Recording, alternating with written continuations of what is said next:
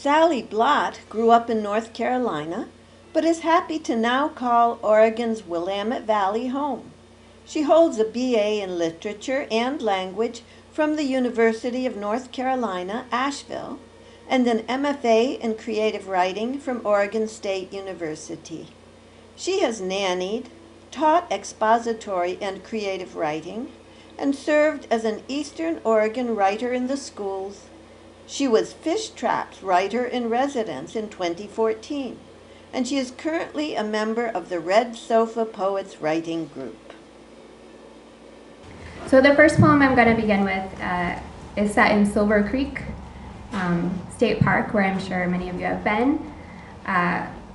Silver Creek Falls is a waterfall that you can hike kind of behind, so that you can sit behind the falls where the water has carved the rock out and view the falls from the back. Silver Creek falls before an open wound in the rock, veils where we sit, rest our boots beside us, scratch cave grit under our nails, compare the veins in our feet, minnowed alien surfacing below the skin. When did we become so inhabited, so lived in? We're breathing live, dank, dark, looking out from inside the land. A fish could leap from my ankle to your toe. As trickles of creek slip back along the rock face, seep into our skins, we'll wait patiently as the mountain allow ourselves slowly to be hollowed out. As water falls, we keep our eyes on single slivers their whole journey down, ignoring impossibility here, water being whole, falls being creeks broken, water being numerous. And this next poem is set in East Springfield, where I've lived for just over a year now. Thurston. Name your favorite, what you'd never live without. Tree. Green height weighted with root. The sun's ascension's traceable today. We're spinning that quickly. We buy a yard with one thin tree, a good roof, walls, windows framing the hillside. Watch the green while it's still there. Name something you know for sure. You'll be gone before this tree reaches sky. Yellow-tailed squirrels dart below fences. What is this a sign of?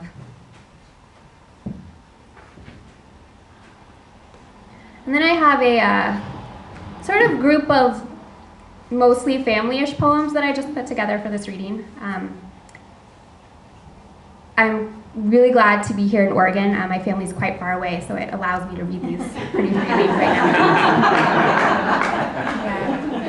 now. I grew up in the Southeast where lots of things are monogrammed, and this poem begins with a phrase that my mother said often. I'm sure a lot of parents have said it. Instead of yes or no, the answer was, we'll see, or we will see. The table echoes. We'll see. Like a bird, our mother. Keen elbows, hair brief and primrose, flighty, while the rest of us sit still as the names on our napkin rings. She means there's no we and no seeing, but that's not what I'm saying.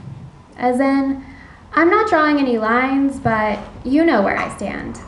And if not, well then, amen. Bullfrogs are mooing in the azaleas, all the windows propped open to let the breeze sweep through.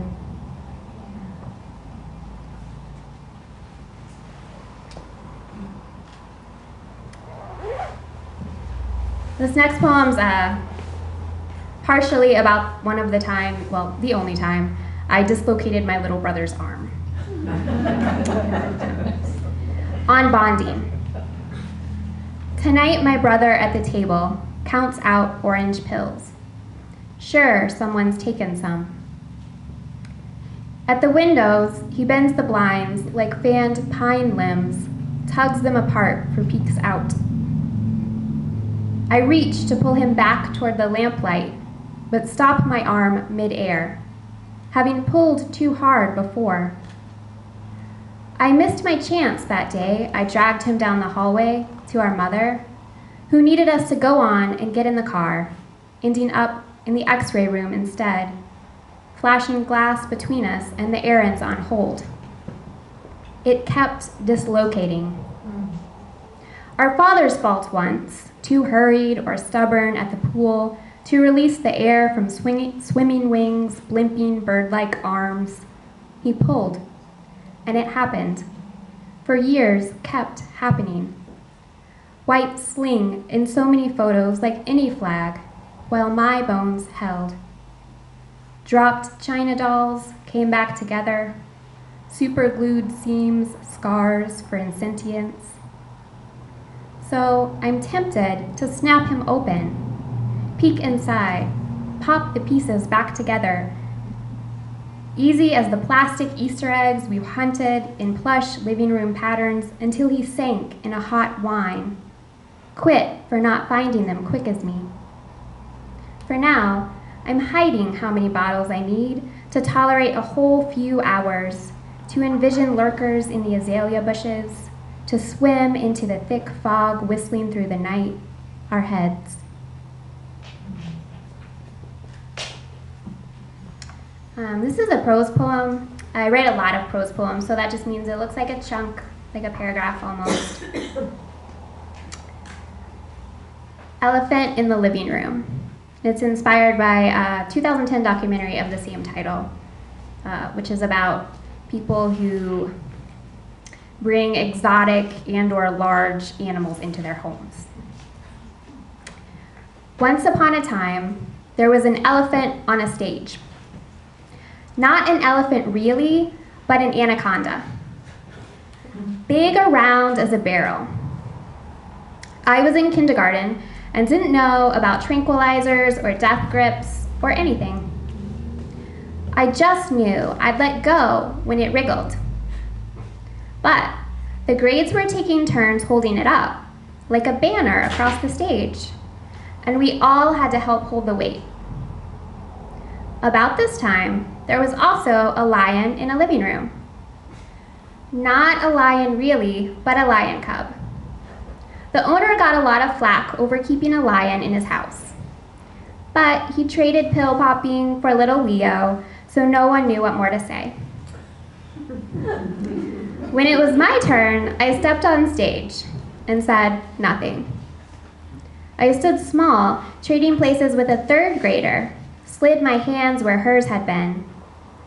Palms face up against pearly, smooth scales. All us kindergartners saw our hands disappear. Not disappear really, but all we saw was what body we held, just below eye level. The snake didn't wriggle, or twist, or breathe. I just knew it was sleeping, and I wasn't scared. Not sleeping really, but not snaking either. Big now, little Leo's in a yard. His owner boosts a special connection to animals, feels their vibes. Not everyone does. There's a prank 911 call, about a lion charging cars on the freeway. Not a prank really, but the reason Leo's in a shipping container now and no one knows what to do with him. The vibes are not good. Now say goodbye and line up, single file.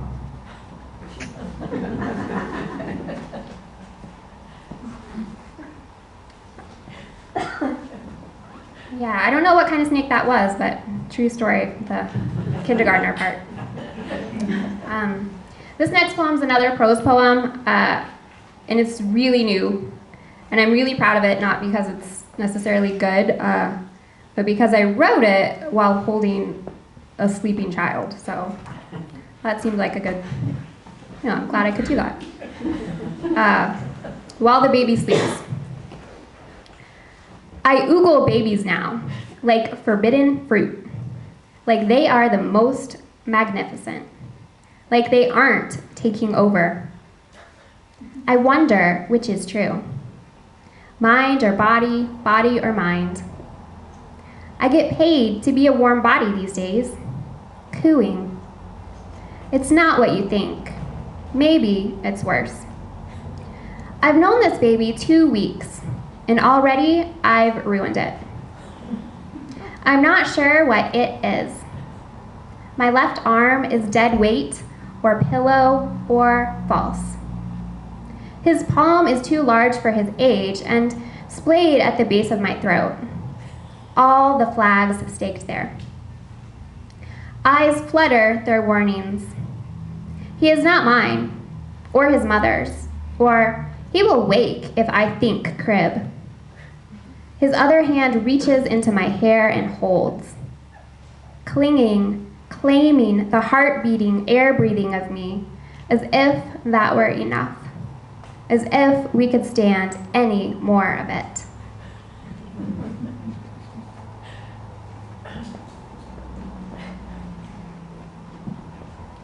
And this is the last of this little section of family-ish poems. It's called Guilt Trip. I don't know where to rest my eyes, and now my eggs cross the line. Get scanned with someone else's groceries. Sorry, I say, those are mine. Nothing's really mine, but they're returned to the conveyor belt until my turn. Words don't always work. This morning, I tried X, Y, Z, hi. My brother heard, why haven't you caught up with me yet? I'm so far ahead, he answers each time. You don't even know. I know her email, her first name. My brother calls her my future wife, and I hear her as clinks and gurgles the dishes she's washing in their sink. I've never heard her voice. We're kept from each other. I imagine my brother's here with me shopping, and my hands begin to shake again. I don't know where to place them. Hips, pockets, grocery cart. We all have choices to make. Organic or non, pasta or rice, medicine plus side effects, or wait and see. We all see choices where there are none. Facing rows of cereal boxes, I choose to silence his call. But I hold the vibrations in my hand, and the calls come one after another, rattling like an alarm clock. He's yelling, pleading. My brother talks of his children like they're on their way home from overseas, like they'll have names soon.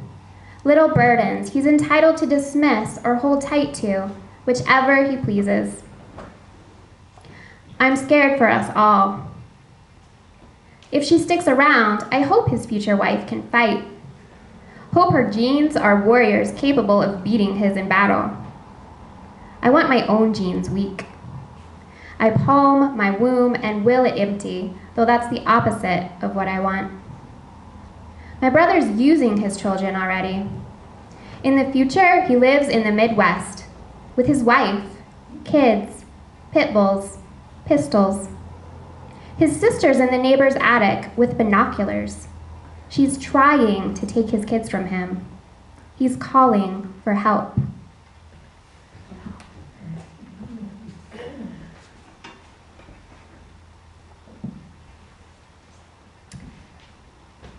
So I have two more poems. This next one is a prose poem, and it's my attempt to write a poem which is entirely conversation. After the past pops up via Facebook message. He says he wants to write me a letter, I say, on the kind of paper I could hold in my hands. I say, he says he wants nothing from me, wants only to make amends. Isn't that wanting something? I'd have to give an address. You say, why not? Because, I say, I fell for his emotions. How he had more than anyone I knew. A whole zoo of them, exquisite and mostly wild. Because I can't imagine the kind of person who wants uncageable legs, tongues, and tails spilling out beside them. But I did. You say, I'm losing you. You say, why not exchange numbers? Sounds like a nice guy, trying to do the right thing, going through his steps. No, I say. You say, I know you just want to forget, but who can do that? Why not throw him a bone? I say, are you listening? It's been years, so why should I wait for the mail, sit here waiting? Because already I'm waiting, I say. But he can't be that bad, you say, even if you remember it that way. But, I say, I don't. That's what I'm saying.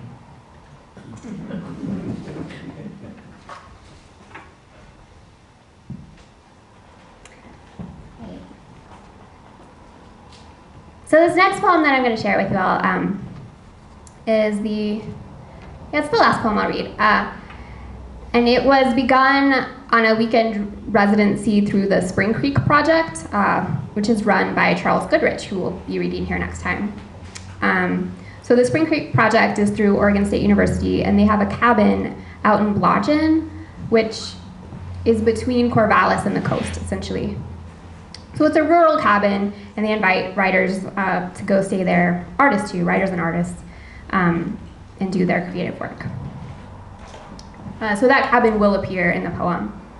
A few other things in the poem. Several years ago, probably 10 years ago, there was this news story making the rounds, I believe on social media, about a girl in Ethiopia who'd been kidnapped. And supposedly, lions had saved her from her kidnappers. Does anyone remember? It's a while ago. I was like, wow, is that true? I don't know if it was true. There's not much info on the story, but that inspired this poem as well. And around the same time, it came out that the zoo in Ethiopia's capital had been regularly selling its lions to taxidermists because it couldn't afford to feed those lions, and so they used the money to feed the lions left in the zoo. And the other, let's see, those lions are Abyssinian lions, which are just Ethiopian lions. They're slightly smaller in stature than most other African lions, and they have dark, almost black manes. And this is a long poem, but don't be scared. It's in several sections, so you are more than welcome to listen to the sections as small little poems or chunks of poems. You can't get lost. There's no road. You can't get lost. So it's called Ness's Profiles and Ears Raised Against the Heat. Their cubs tumbling on concrete. The male's mane a thick, black yoke above his shoulders.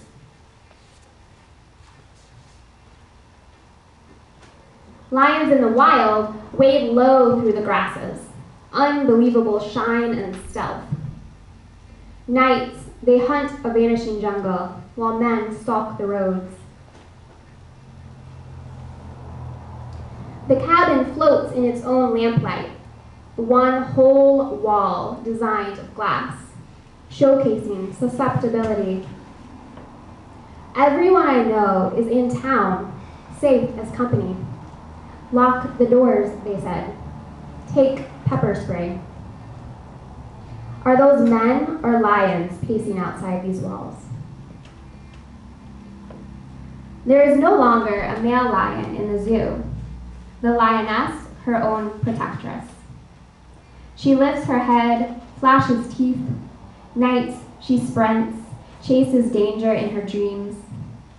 She leaps, throws claws deep into its withers, her jaws piercing and playing the neck flesh. Sensing the dream, she takes time with the kill, all her weight and will riding the beast down, slow into the dirt. She drags it to the highest plane. trailing fangs, still kicking hooves, trickles of blood, tail. She releases it from her hold to chase it back, teaching boundaries as she studies its ways. How can she keep it from her cubs at the zoo?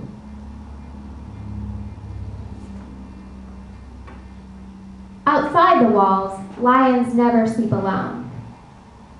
When no body secures the length of my body, thick, violet light steals into the pride's absence. I touch fear and he holds me through the night. Years ago, news spread from town to town, reached outside the continent even. 3 lions saved a girl from her own species. Lionesses interrupted her story, kept her from becoming one of countless girls stolen from the road. Nothing's clear, who found her or how, so I imagine towering figures just off the path.